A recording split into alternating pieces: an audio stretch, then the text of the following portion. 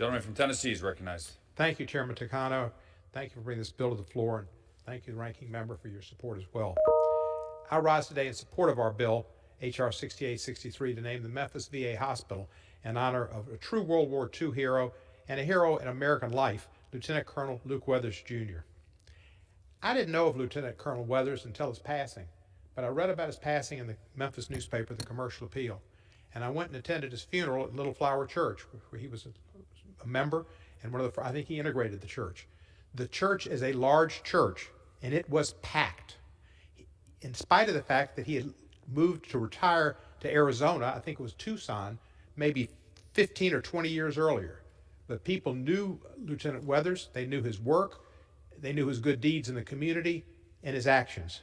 I was honored to be at that funeral, and I thought, this man is something else. It's been well documented what he did with his life, and the Tuskegee Airmen and the Red Tails and the several airplanes he shot down. You know, there's a movie coming out now. It's getting a lot of advertisement, and all of us Congress people have been invited to see this week, called Devotion, about an African-American pilot who was a star in the Korean War.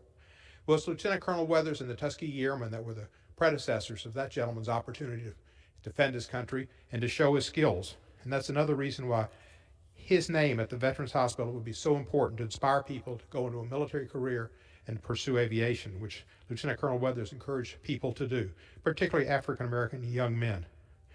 I was also honored to attend his funeral, and it was a funeral with a flyover, military caisson, taps, as befitting a gentleman who had served his country as he did.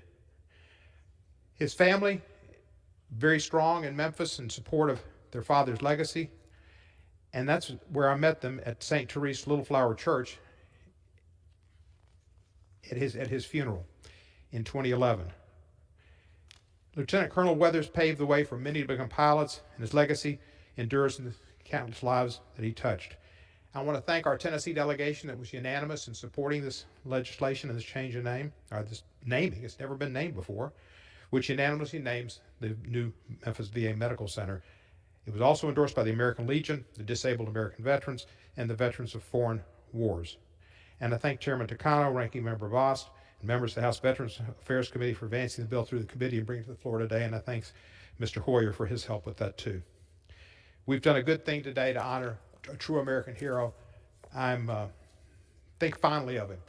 I had instructed a plaque to be created and installed at the Memphis airport, recognizing his service in the Federal Aviation Administration and integrating that facility.